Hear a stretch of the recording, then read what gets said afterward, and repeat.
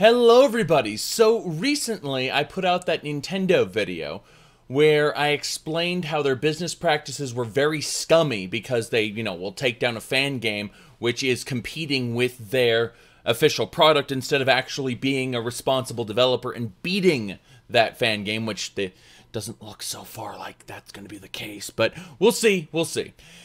Either way, in that video, I mentioned that the Nintendo Entertainment System was the first console I owned. However, that was not the first set of video games that I ever played. The first game I ever played was Pong at an arcade, and other friends of mine who were more properly aged to buy their own things went ahead and had their own Atari systems, so I had the opportunity to go over to people's houses and actually play Atari when I was younger. So a good chunk of my childhood was, in fact, the original Atari. And with all this, there's some really exciting news. And that's Atari, the company we all know and love, is putting out an AtariBox. That's right, do you want to relive the old Atari games? Well, it looks like we're going to have a box to do that on. Not like we couldn't emulate them on the PC or anything, right? Either way, in this video, I'm going to be talking about the reasons we should actually be skeptical about the Atari box, and why we need to take a moment and think about what's going on here. So unlike companies like Rare, where a lot of the employees leave, we end up with something like Atari, where the company doesn't exist anymore, and its intellectual properties, those are sold to another company. In this case, Infogrames. Eventually, milking the franchises wasn't enough, and Infogrames actually changed its name to Atari. So, the Atari that's selling the Atari box is not Atari. It is Infogrames under the Atari name. You can legally change your name all you want. It doesn't erase your past, Infogrames. Because I don't want this video to be entirely negative, because I didn't have that personal experience with the Atari that I know other people did, I'm going to introduce a YouTuber whom I watch regularly. He goes by the name of the Top Hat Gaming Man. Hello ladies and gentlemen, Top Hat Gaming Man here. I am a handsome, dashing, mustachioed retro gaming connoisseur who has been travelling all over the planet for the last year. I have slowly been conquering the world, sampling its many delights. On my YouTube channel recently, I've had a large focus on handheld systems, as this style of gaming suits my jet-set lifestyle best. Nonetheless, I have several games rooms in one of the wings of my home, which houses my personal extensive collection. The best games are like fine wines and get better with age, and the Atari VCS is the gaming equivalent to drinking a nice glass of Chianti. Atari was essentially the first company to release a cartridge-based games console that went mainstream.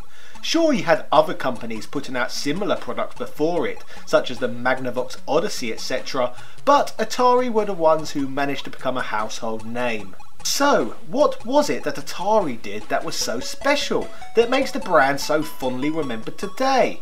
Well, back in 1977, Atari released their VCS console, which essentially was a little bit of a rip-off of the Fairchild Channel F, released 1 year prior. Both systems are credited with popularising the use of microprocessor-based hardware and ROM cartridges containing game codes. So basically cartridge gaming. So, in terms of the hardware itself, Atari didn't really bring anything new to the table. However, as we now know today, hardware isn't everything when it comes to gaming, and Nolan Bushnell's VCS innovated in a number of other ways to become a success instead. The first of these breakthroughs for Atari's new gaming system was Atari's invention of computer-controlled opponents, rather than the usual two-player or asymmetric challenges of the past living room gaming platforms, such as the many Pong consoles. Secondly, Atari put themselves in a strong position with the system via the implementation of great advertising campaigns, and pairing themselves up with top distributors such as Sears, who even sold the system as the rebranded Sears Video Arcade.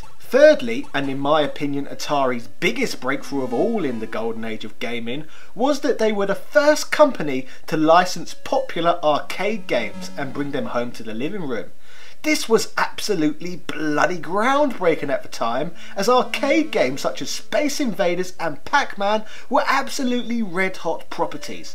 Sure, some of these conversions may not have been the most faithful conversions ever, but some of them managed to do absolutely fantastic jobs. I'd say, for example, the VCS version of Space Invaders is probably as fondly remembered now as its arcade counterpart. Atari obviously went on to manufacture a number of other notable systems too, such as the handheld Lynx, the Jaguar, the 5200 and the 800 XL microcomputers, and many more.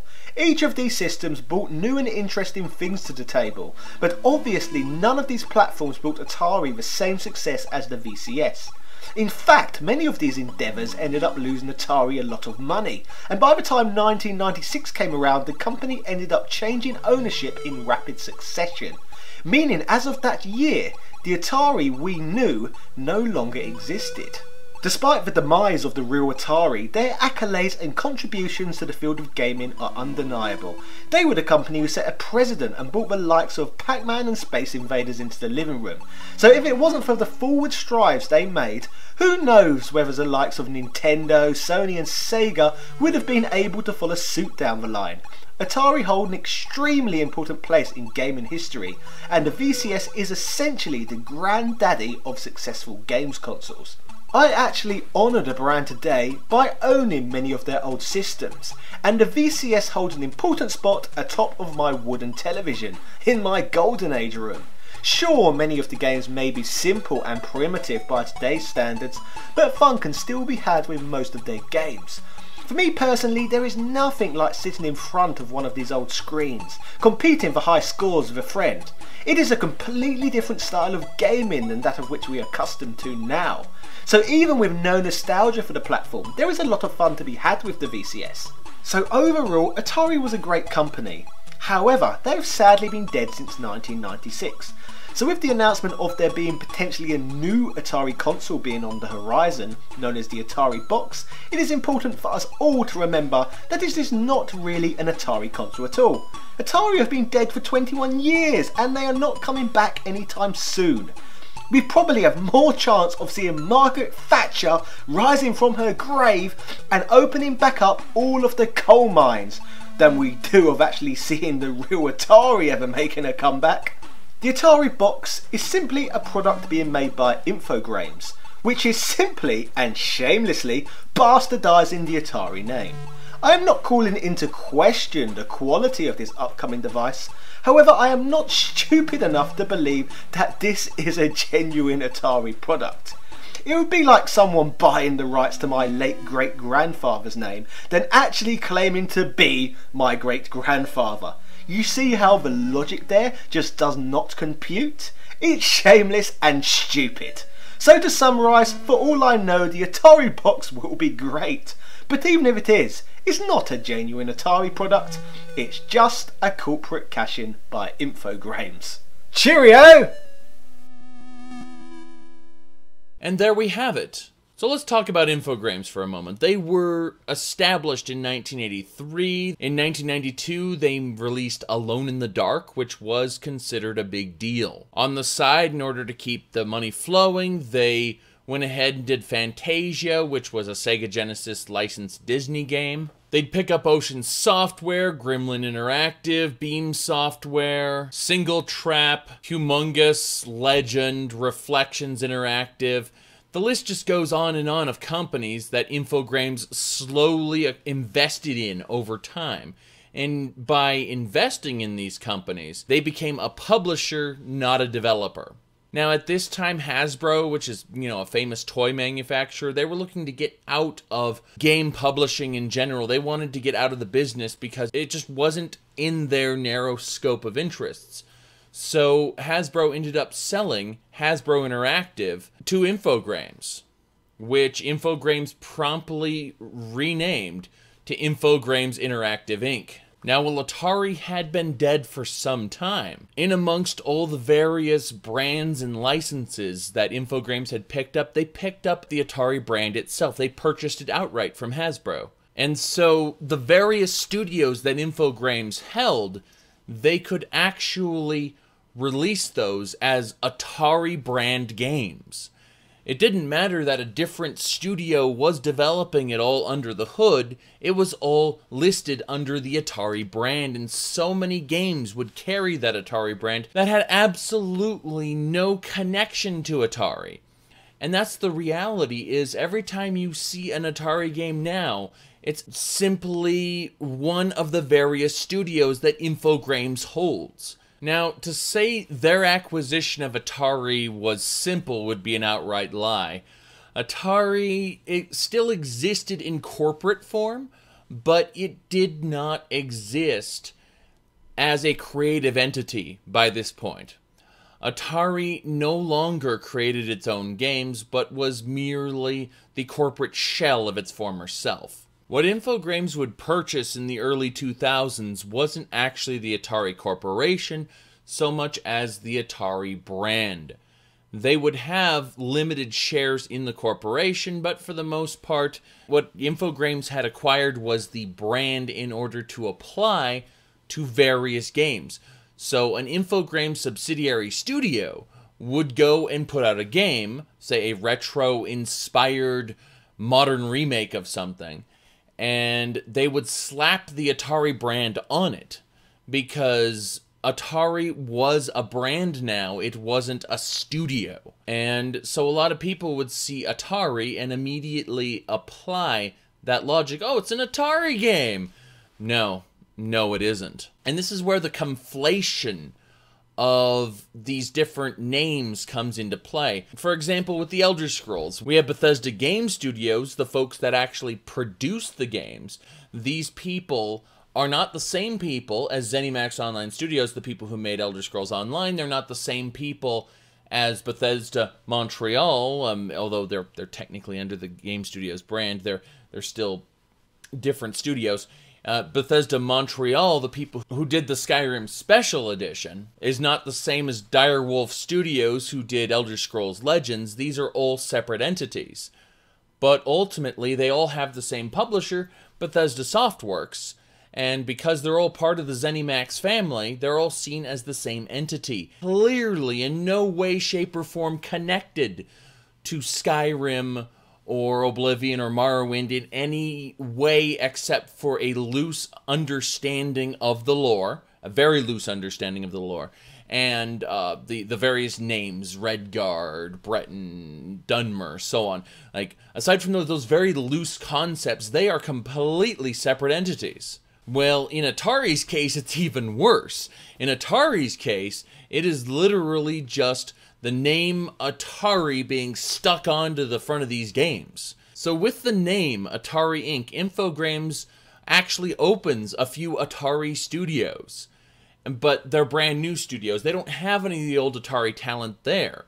They're in no way connected. They may just have names like Atari Hunt Valley Studio, for instance. And you look at Atari Hunt Valley Studio, and there's nothing inside. It's a brand new studio with brand new people with a mandate that you should capitalize on this stuff. And so when you see, oh, Atari Studios worked on that, are you sure?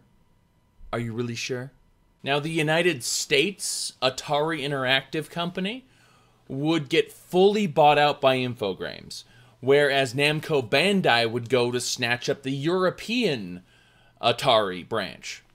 So the old Atari companies, the Interactives, not the brand itself, because the brand already belonged to Infogrames, but the actual companies were absorbed. Finally, in May 2009, Infogrames decided to rename itself to Atari. Let's read the official press release, shall we? The board agreed to change Infogrames Entertainment's name to Atari.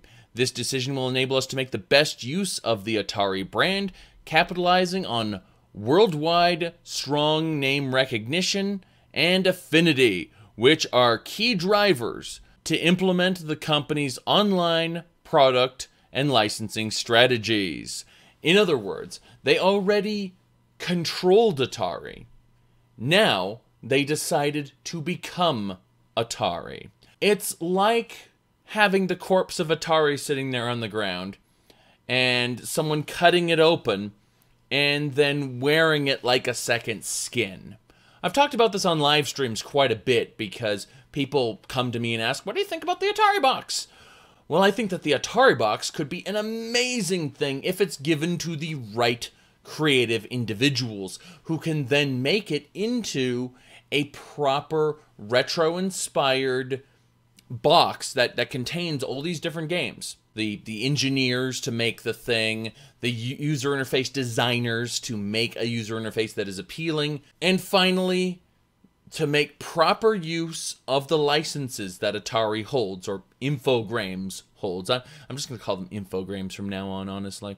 Now, anyone who wants to call a changed name a dead name, you can't change the past. It happened.